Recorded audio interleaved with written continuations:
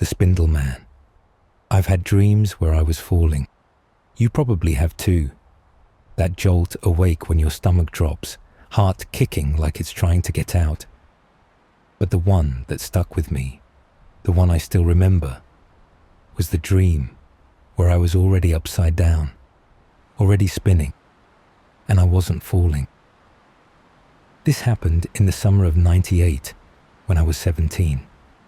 My mom was getting clean in Tulsa and didn't want me around for it, which I understood. So I stayed with my cousin Waylon in Ardmore for a few weeks. He lived in this old single-wide trailer just outside town, on a dirt road with more stray dogs than mailboxes. Waylon was 19, worked at a garage, smoked too much, and thought wrestling was still real. The kind of guy who kept a rusted-out Camaro up on bricks, just in case. His trailer had that stale smoke and burnt plastic smell. Not awful, just ever-present. The kind of place where everything felt a little bit too warm all the time. He stuck me in the spare room, which wasn't much more than a twin mattress, a rattling window unit, and a busted ceiling fan. The fan didn't work. It had 4 warped blades and a drooping pull chain with dust so thick it looked soft. I tried it once, got nothing but a click. Waylon said, "Got that fan at a yard sale. Came out of some motel up near Turner Falls that went under, probably full of mold. Thing ain't even wired in." So I stopped trying it. Second night in, I heard a noise, real quiet, just tick, tick, tick, like a metronome. I looked up and the fan was still. Chain didn't move, nothing swung. Next night, same sound, but this time I noticed a shadow moving across the floor, real slow, like something was turning above me. But when I looked up, the fan wasn't moving, still dead as ever. Just the chain swaying slightly, like someone had breathed on it. I didn't say anything to Waylon. He'd have just called me soft and passed me a beer. Night 4, I had that dream. I was on the ceiling, upside down, like I'd been glued there. Below me was a room I didn't recognize. Motel carpet, stained curtains, the kind of bedspread you don't touch with bare skin. I turned my head, and in the bed beneath me, I saw me, asleep, breathing. Still, I woke up gagging like I'd been holding my breath. My mouth tasted like metal. The fan above me was still, but I could feel air moving, just a little. There was a smear of mud on the floor by the door. Not a footprint, a drag mark, like something had been pulled out of the room. My socks were clean. The sheets weren't. I started sleeping on the couch after that. Said the mattress was messing with my back. Truth was, I didn't want to be under that fan again. Didn't matter. A few nights later, I woke up in the bed again. I didn't remember walking back there. The fan was turning, real slow, but not lazy, like it had somewhere to be and all the time in the world. There was someone up there spinning with it. A man. He wasn't hanging. He wasn't sitting. He was in it, flat almost. Limbs stretched out like he'd been painted on the base, except he had depth. You could see the weight of him shifting with the blades. His arms hung straight down. His skin was pale, like damp paper, and his face, I don't know. I didn't look too long, but I remember the eyes. They didn't blink. They followed me, not fast, just a slow roll every time he passed over. I didn't move. I couldn't. When the fan stopped, he was gone. Nothing fell, nothing changed. But I didn't sleep the rest of the night.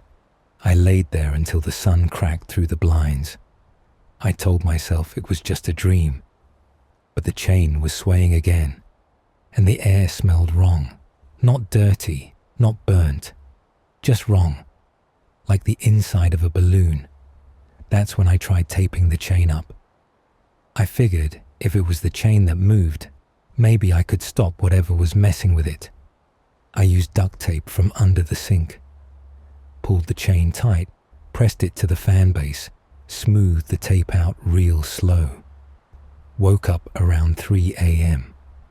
Fan was spinning, tape was still stuck, but the chain was turning with it, spinning in place like it was part of something much bigger than the fan.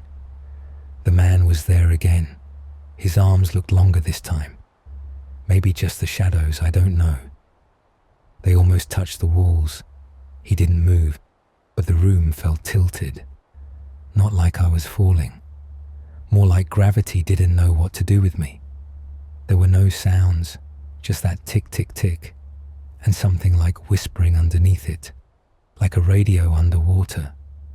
I couldn't understand any of it, but it felt familiar, like I'd heard it in another room just a second ago. I woke up in the kitchen, standing barefoot in front of the fridge, holding a cassette tape. It was one of those clear plastic ones, the kind you'd use to record songs off the radio. It wasn't labeled, not at first, but as I looked at it, I realized something was scratched into the side. My name. Not written, scratched. Deep, jagged lines, like someone had used a nail, or a tooth. I shouldn't have played it, but I did. I borrowed Waylon's tape deck while he was out back smoking, slipped the cassette in, hit play, static. Then a low hum, like a motor turning real slow, and then my voice, talking backwards. I swear on everything. It was me. I couldn't make out what I was saying, but I recognized the rhythm, the way I breathed between words. My voice, reversed, looping. I ejected the tape, snapped it in half, and threw it into the woods. That was the second to last night. The final night, I didn't try to fight it. I didn't tape anything, didn't move the mattress. I just laid there staring up. The fan wasn't spinning this time. The man was. His body turned, slowly, completely independent of the blades. His skin rippled, like it was caught between frames of motion. I could feel something in the room shifting, like pressure building in my ears, the way it does before a storm. And then the light changed. There was a shadow on the floor, his shadow, but the light wasn't moving. It didn't make sense. His body spun above me, and the shadow turned with him, even though the bulb stayed still. It was like the light came from somewhere else, somewhere I couldn't see. I don't know what happened after that. I blacked out. Or maybe I just stopped existing for a bit. When I woke up, I was on the floor. The fan wasn't moving. The chain was knotted, not a noose, nothing that clear, just tangled, tight, like something had spun it until it couldn't spin anymore. I packed my things and left before Waylon woke up. Didn't leave a note. Didn't say goodbye. A year later, the trailer caught fire. Electrical fault. No one got hurt. I didn't go back, not even to help clean up. Sometimes I drive near Ardmore, on my way somewhere else, and I take the long way around just to pass that old lot. There's nothing left, just weeds and broken brick. Last fall, I pulled over, walked the edge of the lot, found a fan blade half buried in the grass, bent at the tip, warm to the touch. I don't sleep with ceiling fans anymore, not because I'm scared. I'm not. It's just, sometimes when the room gets real quiet and I'm just starting to drift off, I feel it. That slow, weightless turn, like I'm upside down again, spinning. Mouth room. I still brush my tongue like I'm trying to scrub something off it that isn't really there.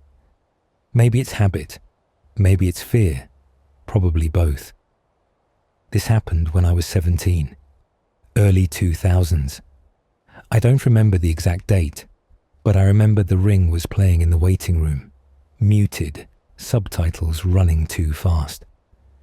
Probably not the best choice for a dentist's office. but I guess nobody cared. It was a cheap little clinic tucked behind a strip mall outside Pittsburgh, next to a vape shop and one of those hair salons that always smells like melted plastic. I was getting all 4 wisdom teeth out. Dentist said it'd be easier to do them at once. Nothing dramatic. Bottom left was a little sideways, that's all. My mum found the clinic through a coworker. I think her words were, "They're fast and they don't upsell." Seemed like a win. Dr. Bresson was the dentist, mid-40s maybe, soft voice, glasses that made his eyes look too big. He kept clicking a pen while we talked. I remember that part clearly, just the rhythm of it. Click, pause, click. He said, "This should be easy. You'll be out and home before lunch." The assistant had sparkly blue nails and kept calling me sweetheart. Asked if I wanted bubble gum or mint for the anesthesia mask. I picked mint, regretted it as soon as she lowered the thing onto my face. It smelled like a melted rubber band inside an Altoid tin. The last thing I remember before blacking out was her saying, "Just relax. You'll be dreaming about the beach in 3, 2. But it wasn't a dream. I came to, or something like it, in this place I still don't have the right words for. It felt warm, not warm like sunlight, warm like breath, like I was inside something alive. At first, I thought it was just darkness. Then I saw movement. The walls were made of mouths, lips, teeth, tongues, palates, just packed together like they'd grown from the surface. Some were twitching, some just moved, like they were chewing the air or whispering to themselves. One was drooling, one had braces. A few had no teeth at all, just slick gums pulsing like they were breathing. They weren't talking to each other. They weren't even synced up. It was more like 1,000 private conversations happening at once, or maybe rehearsals. A lot of whispering, but not in English, not in anything I recognized. I couldn't move, couldn't twitch a finger, but I could feel everything. The floor, if that's what it was, wasn't solid. It gave under my back. It felt like it was shaped to hold me, like it had formed around me. Then I felt something tickle my throat from the inside. At first I thought I was gagging, but no, it was climbing up, slow and sticky. Something with weight. It tapped against the back of my tongue, and I swear I felt teeth. I tried to scream. My whole body strained to make a sound, just one sound, but the noise that came out wasn't mine. It was a whisper right under my own tongue. "Shh, not for your mouth." I didn't hear it with my ears. I felt it from inside, the way you feel a cough coming before you actually cough, and then black, like someone cut the film mid-reel. I woke up back in the recovery room, gauze in my cheeks, ice pack on my face, the assistant telling me I'd done great. My mom drove me home. I didn't say much, not because of the numbness. I just didn't feel like talking. I figured it was a dream, side effect of the anesthesia. I looked it up later. That kind of vivid stuff isn't common, but it happens. That's what I told myself, until the smell started. Every morning for a week, I'd wake up with this sour stink in my nose, like burnt leather and copper.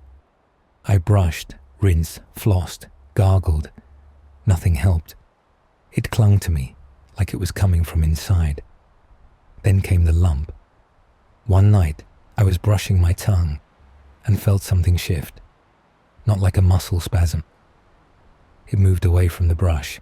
I stopped, checked in the mirror. Nothing. So I reached in with a finger, pressed underneath. There was something there. It felt like a second tongue, smaller, curled, tucked neatly under mine like it had been there a while. The second I touched it, it twitched and slipped back. I threw up in the sink. Sat on the floor for I don't know how long. Tried to convince myself it was scar tissue or a dream, but I knew better. I didn't tell anyone, not my mum, not my dentist. I did try calling the clinic, no answer. Website was gone, just a blank placeholder. I drove back a few days later. The unit was sealed shut, windows bricked up, metal plate over the door like it had never been open. Guy working the vape shop next door said, "That place? Nah, man. Been closed since I moved in. At least 5 years. That was, I don't know, 17, 18 years ago now. I've moved since. New city, new job. Life goes on. But that thing, whatever it was, didn't leave. The lump's still there. Not always, but I feel it sometimes when I'm half asleep. Like it's stretching, testing the room. I go to a normal dentist now. Cleanings, checkups, all that. Every one of them says the same thing.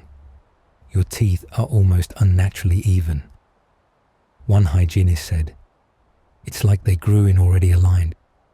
Last year, during a cleaning, the new hygienist stopped mid-scrape and said, "Huh, that's odd." It whistled. Hear that? I did, but I didn't say anything. And once a year, like clockwork, I have the same dream. Back in that room, the mouth room. It's quieter now. The mouths aren't whispering.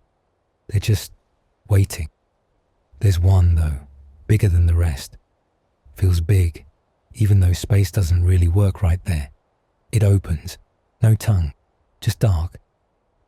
And then it asks me a question, in English. But I never remember the words, only that it wants something from me, that I'm supposed to respond, but I never do. I wake up with my throat raw, sometimes with bite marks on the inside of my cheek, never in the same place twice. One time I bit my lip hard enough to draw blood, except it didn't taste like mine. It tasted like rust and toothpaste. Or maybe that's just what I told myself. Sometimes, when I'm alone, I talk just to check if it's still me, like I'll say my name out loud, or recite the alphabet, just to see if anything echoes, just to make sure I'm the only one driving. Sometimes, I'm not sure. I caught my reflection mouthing along once, not in real time, just half a second behind. I blinked, and it caught up, but I saw it. I know what I saw. I'm not telling you this because I want help, or because I think anyone can fix it. I just think someone else should know, in case one day I wake up and I've said something I didn't mean, or worse, something I don't even understand. Last night, I dreamed I was brushing my teeth, except I wasn't holding the brush, something else was, pressing it into my mouth over and over like it was cleaning me out. When I woke up, there was writing in the condensation on the bathroom mirror, not smeared with a finger, written with a fingertip from the inside, all lowercase, no punctuation. We like that one. Frame jump. People say Kansas is flat. It's not. If you live out here long enough, you start to notice how the land shifts. Subtle stuff. A dip in the road that wasn't there yesterday. A fence that looks bent, but only if you drive past it slow. This happened back in '88. I was 15, living in a rental farmhouse outside Concordia with my mom and my little sister Molly. Dad had taken off the year before. My uncle owned the place and let us stay there cheap, maybe out of pity. Mum worked nights at a nursing home, and Molly was 7, always drawing weird chalk creatures on the porch and giving them names like Mr. Teeth or Upside Down Sally. I spent my evenings riding my bike on the back roads, usually after sunset. I liked the quiet, felt like the only person in the world. That's when I saw the building. It was off in the field near this old knotted tree, maybe a quarter mile from the house. A little box-shaped thing, low to the ground, 6 windows, squat chimney, no lights. I figured it was a deer blind, or maybe a pump house, except I'd never seen it before, and I'd ridden past that field all summer. Didn't think much of it, just kept pedaling. Next night, it was closer, not by much, 10 feet maybe, but turned slightly, like it had rotated. Same shape, same size. Windows still blank. The chimney was leaning the opposite way now. I stood with my bike for a while, trying to remember if maybe I'd just gotten it wrong the night before. But it kept happening. Not every night, but often enough. One day it was gone, and then it'd be back 3 days later, slightly closer. Sometimes the windows were in different places. Sometimes there were only 5. It only showed up at night. I tried to find it during the day, walked out to that tree after lunch one weekend. But the field was just grass and wind. No tracks, no foundation, nothing. That's when the other stuff started. One night, my Walkman glitched during In the Air Tonight. Not a normal tape wobble. It kept skipping backward 5 seconds over and over, like the player didn't want the song to move forward. I stopped, took the cassette out, flipped it. Nothing helped. But when I got home, it played just fine. A few days later, Molly asked me why I'd been standing outside her window the night before. I hadn't. I was asleep. She said I was waving at her, but my arm looked bent the wrong way, like it had too many joints. That's what she said. I told her she was dreaming, but the way she looked at me afterward, quiet, like she wasn't sure if I was joking, messed with me more than I let on. The last time I saw it up close, I went out on foot, no bike, just boots and a flashlight. Waited till Mum left for work, put Molly to bed, then headed out through the back field. It was a clear night. Stars were bright enough to see by. When I got to the tree, the house wasn't there. I turned around to go back, and it was suddenly behind me. Same boxy shape. No door, just a cut in the wall, like something had peeled the siding open with a knife. 6 windows. Faint glow. Not warm like a lamp. More like the light from a fridge you left open too long. I didn't mean to step inside. I didn't even feel myself move. It was like I blinked and I was already across the threshold. The floor dipped, soft like old wood under carpet, or something underneath, breathing slow. The air smelled like damp leaves and spoiled sugar. The inside didn't match the outside. It was taller, but everything leaned slightly left, like a house tipping underwater. There was a couch turned to face a corner, a staircase that went up but never came back down, just vanished into the ceiling. A small hallway stretched to my right, longer than the whole house should have allowed. The TV was on, static, but not silent. I heard my mum's voice coming from it, a line she'd said that morning. Don't forget to check the milk. On loop, not quite right. The timing was off. She sounded like she was trying to remember how to say it. There was a painting on the wall above the couch. Looked like a family portrait, my family. But the faces were smudged, like wet ink. All except mine. My face was clear, but my eyes were shut. My hands were just outlines, like the painter hadn't decided what they were supposed to be. I walked toward the kitchen. That's when I saw myself. Sitting at the table, same hoodie, same jeans with the rip in the knee, same haircut. He looked up when I walked in, like he'd been waiting for me. Smiled, but the smile was ahead of the expression, like it happened just a second before the rest of his face caught up. He said, "You came early this time." I turned and ran. The hallway was gone. In its place was a tunnel of walls that didn't match, Yellow on one side, rotting wood on the other.